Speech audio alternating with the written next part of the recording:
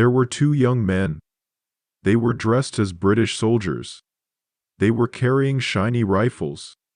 They also had two large dogs with them, as white as polar bears. They were walking along a path deep in the mountains, where the fallen leaves rustled under their feet.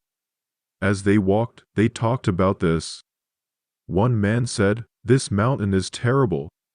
There aren't any birds or animals here.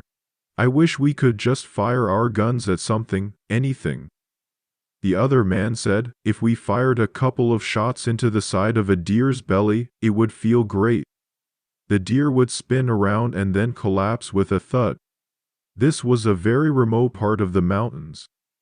Even the hunter who had been guiding the two men had lost his way and disappeared. The mountain was a very desolate and frightening place. So the two dogs, which looked like white bears, became dizzy. They went for a while, but eventually foamed at the mouth and died.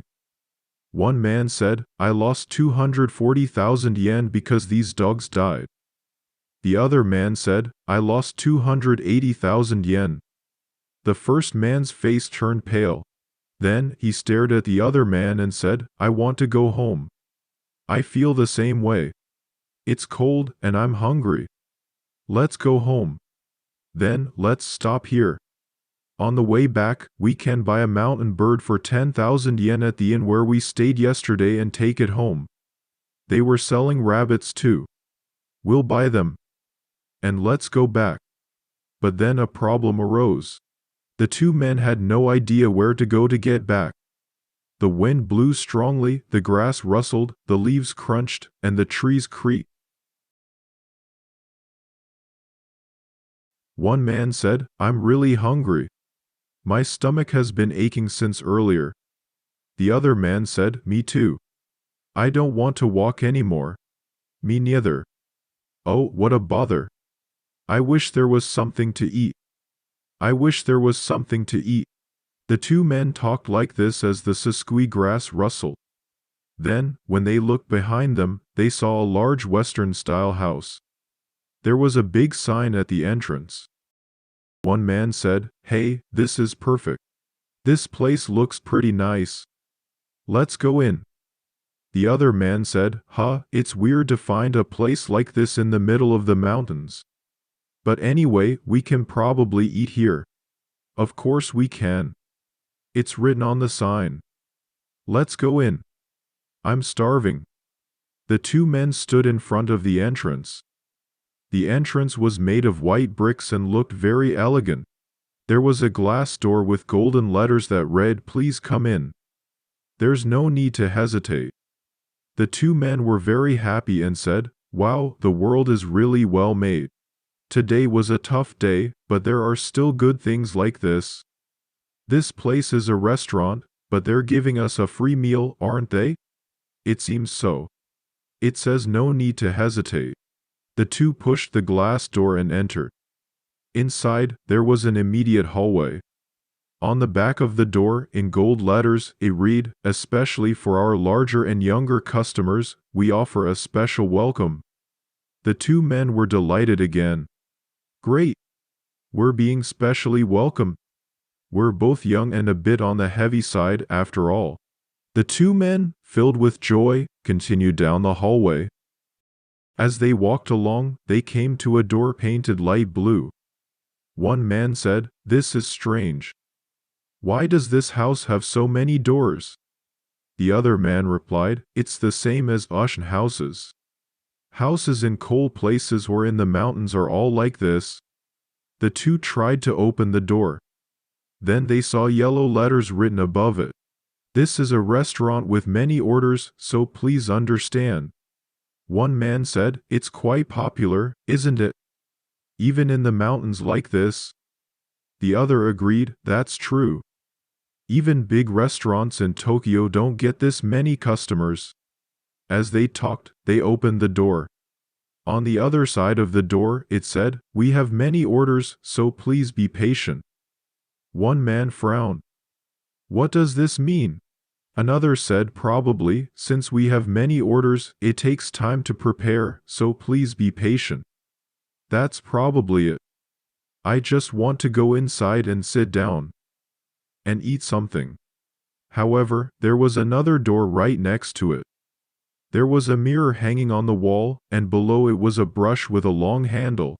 On the door, in red letters, it said, "Customers, please comb your hair here and remove the mud from your shoes." One man said, "That's only natural. I didn't bother at the entrance because I thought we were in the mountains." Another said, "This place must have strict rules. Probably important people come here often."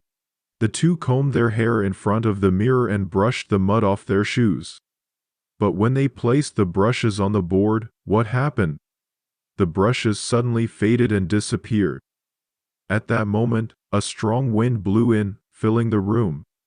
The two men were startled and clung to each other, then opened the next door with a loud bang and entered. "We need to eat something warm quickly and regain our strength, otherwise, we'll be in trouble," they thought. On the other side of the door, there were more words written. "Please leave your guns and bullets here." Looking around, they saw a black table nearby. One man said, "I see. It would be strange to eat while holding a gun." The other said, "You're right. There must be important people inside." The two men removed their guns, took out the bullets, and placed them on the table. The two men came back to the black door. Written on the door was, "Please remove your hats, coats, and shoes." One man said, "What should we do? Take them off?" The other said, "There's no choice. Let's take them off. There must be important people inside." The two men took off their hats and coats and hung them on hooks. Then they took off their shoes and walked inside the door, making soft footsteps. On the other side of the door, there was another message, "Please leave your tie pins, cufflinks, glasses, wallet, and any other metal items, especially sharp ones, here." Next to it was a large, black, locked safe. One man said, They probably use electricity for cooking. Sharp metal items might be dangerous." The other man replied, "That might be true. We'll probably pay for everything here when we leave." The two men took off their glasses and buttons, put everything into the safe, and locked it. After walking a short distance, they came to another door. In front of it was a glass jar. The door had a sign that read, "Please apply the cream inside the jar to your face and limbs." The two men looked at each other. One said, "What does it mean to apply cream?" The other replied, "It's probably because it's very cold outside. The cream will keep you warm and prevent your skin from cracking. I guess important people come here." The two applied the cream from the jar to their faces, hands, and feet after taking off their socks. There was still some cream left, so they pretended to apply it to their faces and secretly licked it off. Then they hurriedly opened the next door. On the back of the door, it said, "Did you apply the cream well? Did you apply it to your ears?" There was also a small jar of cream. One said, "That's right. I didn't apply it to my ears. I almost cracked my ears. The people in this house are really kind." The other said, "They're really thoughtful. But I'm hungry. It's weird to stay in the hallway forever." Right in front of them was another door. On the door was written, "Dinner will be ready soon. We won't keep you waiting for more than 15 minutes. You can eat right away. Now please pour this perfume from the jar on your head." In front of the door was a golden perfume bottle. The two poured the perfume on their heads. But the perfume smelled like vinegar. One of them said, "This perfume smells weird." The other said, "They must have made a mistake. The person working downstairs must have caught a cold and mixed up the scents." The two opened the door and went inside. On the back of the door, it was written in large letters, "We're sorry for the many orders. This is the last one.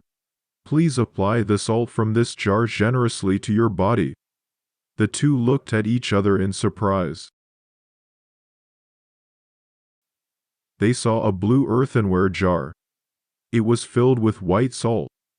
One of them whispered, "This is really strange. The other agreed, I think so too. The many orders weren't for people to eat, but for us. One of them trembled and stammered, we're. They couldn't speak anymore and shook their bodies violently. The two of them couldn't say anything else and began to cry, trembling violently. One of them pushed the door behind them. Let's escape. But the door wouldn't budge. Further back, there was another door. It had two large keyholes with silver forks and knives carved into them. Written there were the following words, "Thank you for coming all this way. We prepared everything perfectly. Come on, get inside." Moreover, two blue eyes were staring intently through the keyholes. "Awawa! Awawa!" the two cried out loud. Then, from inside the door, a whispering voice could be heard. "No, they've noticed us. They didn't put any salt on it." "Of course not. The boss wrote something strange at the end, saying I'm sorry for your loss. It doesn't matter anymore. They won't give us even a bone anyway. But if we don't go in, it'll be our fault. Should we call them? Should we?" The voice inside grew louder. "Customers, hurry up and come in. The plates are all clean. The vegetables are properly salted and ready. All we need is for you to get in. Hurry up and come in. All right, come in, come in. If you don't like salad, we'll fry it for you. Come on, hurry up." The two of them looked like crumpled pieces of paper, trembling and crying. At that moment, a loud dog barking, "Woof, woof, gwoa," came from behind, and two dogs as white as polar bears burst through the door and jumped inside. The blue eyes disappeared instantly. The dogs growled and ran around the room in circles. Then they barked once more, "Woof," and charged at the next door. The door creaked open, and the dogs plunged into the darkness. From the dark depths, a voice murmured, "Meow qua, goro goro," and rustling sounds followed. The room vanished like smoke. The two stood trembling in the cold, huddled in the grass. Looking around, they saw their coat, shoes, wallet, and tie pin scattered among the branches of a tree and the roots of the grass. A strong wind blew, rustling the grass and leaves, and the trees creaked. The dogs returned, growling. Then someone shouted loudly from behind them, "Soldiers! Soldiers!" The two suddenly felt energized and shouted back, "Hey! Hey! Here! Come quickly!" Then, a guide hunter wearing a straw hat came through the rustling grass. The two finally felt at ease. They ate the dumplings the hunter gave them, bought a mountain bird for 10,000 yen along the way, and returned to Tokyo. However, their faces, which had become wrinkled and disheveled, did not return to their original state even after taking a bath in Tokyo.